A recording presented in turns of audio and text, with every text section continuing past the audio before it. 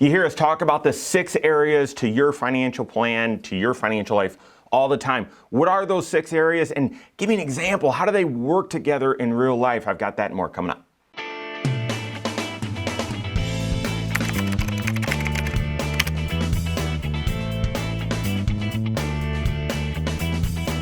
My name is Mike Bernard. I'm the host of the Wise Money Show. I'm also one of the certified financial planners right here at Korhorn Financial Group. Make sure you hit that subscribe button, turn on notifications, and smash that thumbs up button. All right, whether you own a small business, whether you have a large investment portfolio or a small one, whether you are really close to being able to retire or just started your career and have a lot of student loans or debt or something you're trying to navigate, doesn't matter your scenario, there are 6 areas to your financial life. It does not matter your scenario, there are 6 areas to your financial life. To your financial life, to my financial life, to Warren Buffett's financial plan, to financial life. There's 6 areas. That's it, okay? We didn't come up with this idea. I mean, the reason we're so passionate about these 6 areas and how that is the framework, the context in which you need to make your financial decisions, that is wise money. That's a wise approach to your money. Well, I mean, we're so passionate about this, not because we came up with those 6. The Certified Financial Planning Board says there's 6 areas to everyone's financial life. So we're so passionate about it because we've seen the value, we've seen the life change, we've seen the thousands of dollars in savings, we've seen the huge way that compounding that can improve your financial situation. And I guess we're also so passionate because still so few people take this approach in their financial life. And sadly, so few financial professionals or quote unquote advisors take this approach when they're serving clients. It's just tragic. And that is why 7-8 years ago, we were talking about, hey, how can we share this wisdom with more people, this perspective with more people? Because culturally, it's just different. It's just different, okay? This is sort of countercultural. How can we make this a bigger deal? And we prayed about and talked about, hey, could we one day have a radio show? And sure enough, we do, and have a platform here on YouTube. So what are those 6 areas that make up your financial life and everyone else's? And then how does that really kind of exist in real life? Like what are some real life scenarios? Let's get into it. All right, so like I said, your life, my financial life, everyone's financial life has these 6 areas to it. Your first is your present financial position. Okay, so this is kind of home base to your financial life. It is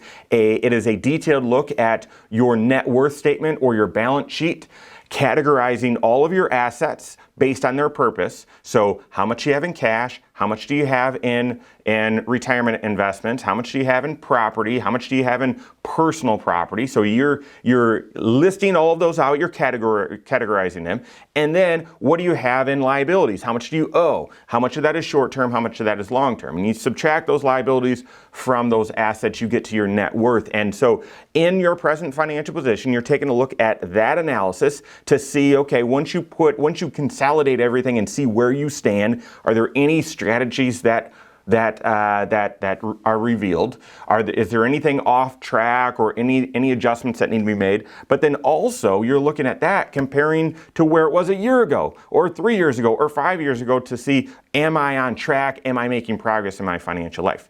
The second part of your present financial position, so the second part of part 1 is your cash flow analysis. So some people call that a budget. Some people need that detailed look every single month to make sure that they're doing the right things every single month.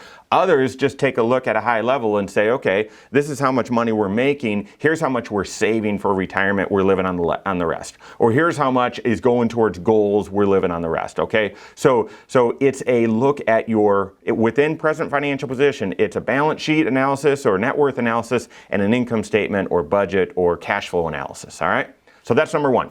Number 2 is protection planning. So what are the financial risks that are on your shoulders and how do you choose to manage those risks? Sometimes you transfer that risk by buying insurance. Other times you look and say, I'm self-insured. Other times you say, I'm actually not worried about that risk right now at all. I'm just going to live with that risk, okay? So you're going to look at, with your CFP, the 5 major financial risks that we all carry on our shoulders. The risk of passing away early, whether you need life insurance. The risk of having a health emergency, so health insurance. The risk of damage to property or having some liability, home and auto insurance. The risk of losing your income or having an injury where you're unable to earn a living, disability. Or the risk of needing long-term care services. Those are the 5 major financial risks that we all live with. And again, this isn't just a process to figure out, well, how much insurance should you buy? No. What's the right way to manage that risk for you? Each of those. Should you transfer it by buying insurance? Are you self-insured? Or are you going to live with that risk and say, nah, I'm comfortable, I can sleep at night saying, yeah, that could happen, but not likely. So that's protection planning, the second area. Third area to your financial life, my financial life, everyone's financial life is tax planning, not tax preparation. Tax preparation is looking at last year, looking backwards, retroactively at last year, saying, all right, how much money did I make and withhold? That's on my W-2. How much did I draw out of retirement? How much capital gains? Okay, yep, all of that already happened. Let me put those right numbers in the right box and I'll be compliant. That's tax preparation. Tax planning is being proactive with your tax situation, looking proactively at, okay, what's likely to happen this year? What's likely to happen next year? What's likely to happen in these next couple of years? A proactive look to your financial life to do 2 things. 1, avoid surprises. No one likes a tax surprise. No one likes a tax surprise. So avoid surprises. But 2, more importantly, identify opportunities to improve your tax situation. Sometimes that means paying the least amount of tax today, but we care more about paying the least amount of tax over your lifetime. And there are times, Roth conversion or other things, where you pay a little more tax today in order to pay less taxes over your lifetime. So that's tax planning, avoiding surprises, identifying and capturing tax opportunities. The 4th area gets the lion's share of attention. It gets too much attention, in my opinion. It's extremely important, but some financial advisors, all they do is care about this one. The 4th area is investment planning. What do you have and how is it structured? How much investment risk should you be taking? What are your overall strategies? What's your philosophy? What's your approach? Are you a trader or a long-term investor, or are you a saver? And making sure that your investments are structured, whether you have 5 or 6 or 7 different accounts, or 1 account or 2 accounts, making sure that they're all working together cohesively in that strategy. That's investment planning. The 5th area is retirement planning. We also lump college planning in there too, because they're both long-term goals. They take several years, a long time to plan for. So it's, what's your goal? Where are you today? Let's come up with a plan, a strategy to get you from today, where you are, to where you want to be. And then on an ongoing basis, are you on track? Are you on track? Are you on track? Okay, 2008 just happened. Are you still on track? What adjustments do you need to make? Okay, 2020 just happened. The spring of 2020, we're off track. What adjustments do we need to make? Okay, the fall of 2020, we're now ahead of pace because things have rebounded. Okay, so what are those long-term goals? Where are you today? Let's map a plan for you to get there, and then ongoing, are you on track? Are you on track? Are you on track? We've done several videos about the 5-factor retirement plan. That's how you build that analysis, okay? It's a similar approach for college planning, but that's the 5th area of your financial life. And then the 6th area of your financial life is estate planning. What are your intentions? What are your hopes? If something happens to you, what do you want to have happen with your financial life? So sometimes this is just making sure beneficiaries are correct. You've got the right estate plan, wills, documents, all that stuff set up. But also it's the right instructions that if you're unable to manage your own financial life, you've got authorization listed, granted to the right individual so that they can carry on for you.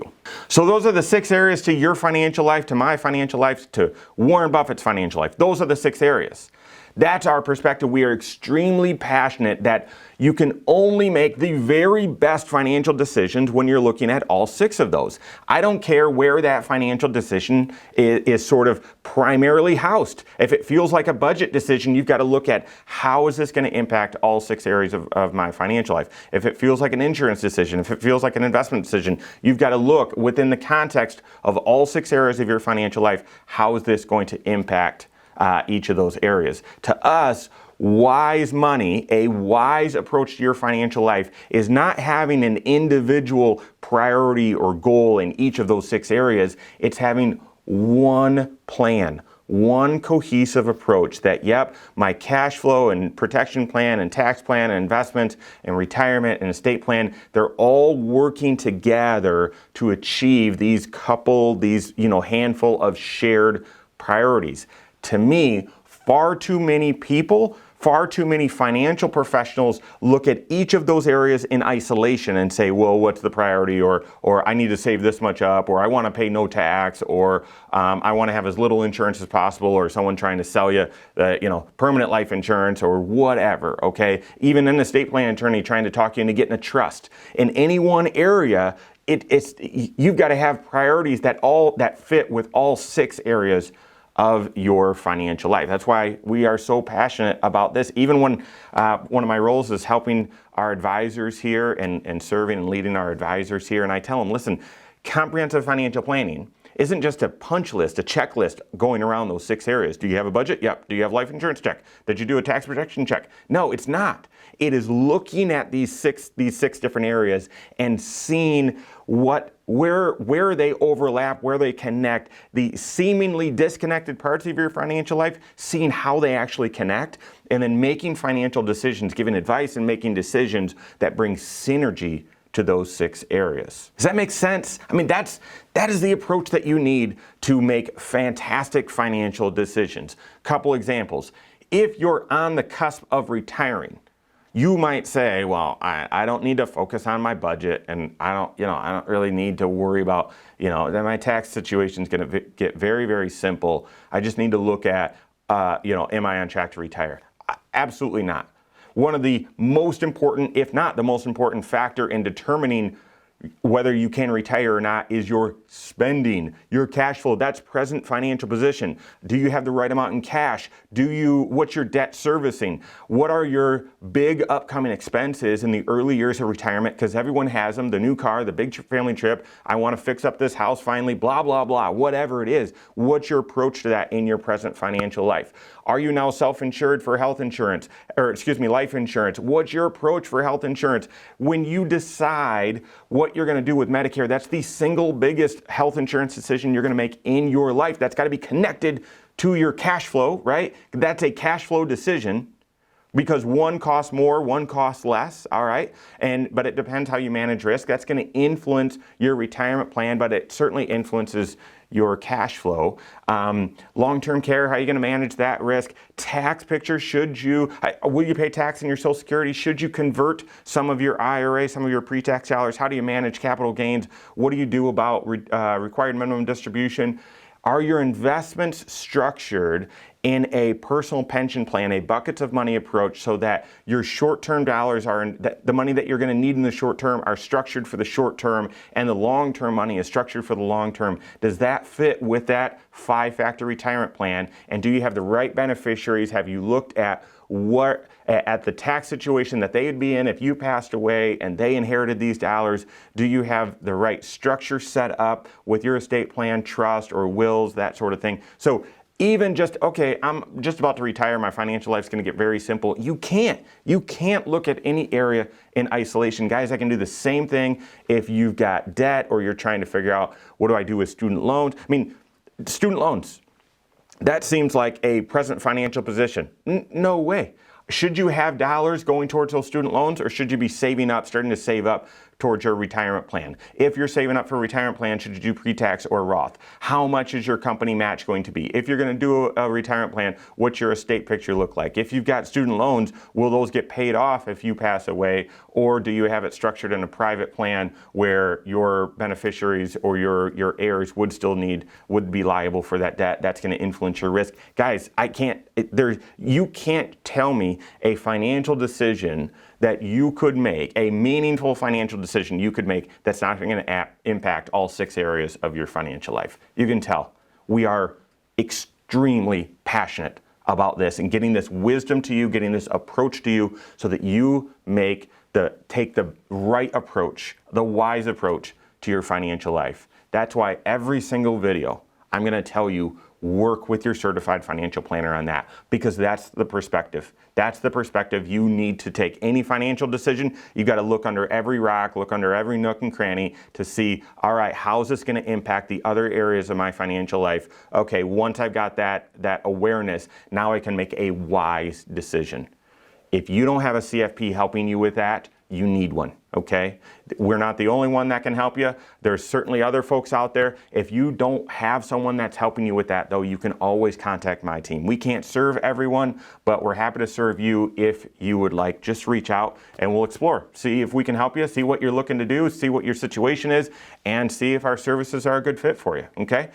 If so, you can find us online, korhorn.com. That's Korhorn with the K, wisemoneyshow.com. You can find us there as well, or give us a call, 574-247-5898. All right, there you have it. Go out and take your next wise step in your financial life.